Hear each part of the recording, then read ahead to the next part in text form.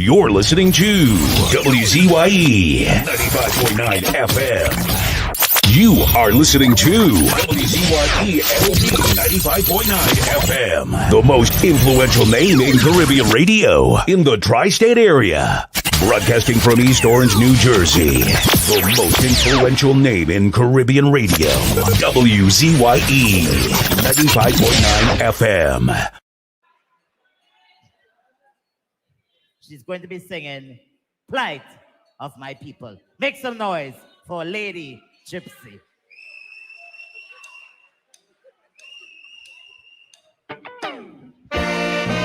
No plight of my people.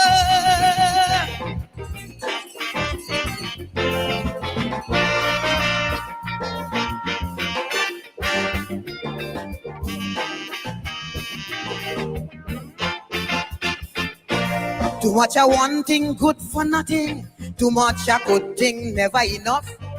I don't know why my black people cannot see. No party never care about we. Every election we so devoted. How we love up with PNM. As soon as election come and go, it's only problem after problem. How could we cope? Man lost the hope. I ain't seeing no solution. Every time PNM come in power, it takes a toll on black man. I don't want to sound like a racist, but this is what I can see. They just take care of the race, but they damn well know they have we. I want to ring me bell, wake up Eric Williams. Tell him the party from them PNM needed immediate attention. Ring me bell, wake up Mother Cornhawks. Tell she to cast a spell on we party, not what it used to be. I ring my bell, ring my bell. I ring my bell down there.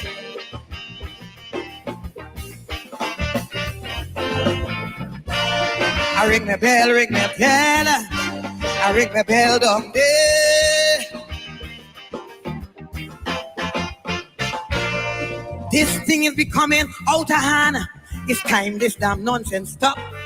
If you don't sing a PNM song, from Skinner Park you'll be dropped. Calypsonian could have sing what they want. We were the spokesman for the people. Eric Duffy, Chambers Dunphy. When Kamala drunk, how she like to pee. Calypsonian, no, that's nowhere to go. Too much happening in we country. All this killing spree, young woman body, but only about PNM you could sing. All them songs playing on the radio, all you singing with Kamala too. But when PNM do a wrong thing, I ain't hearing a word from you. I want to ring my bell, wake up Mother Cosell. Every Monday she preach on WAC radio, and is the biggest critic of Calypso. Ring my bell for Patsy and Tony. I want them two cultural lovers to know that the PNM song is Calypso. I ring the bell, ring the bell. I ring the bell down there.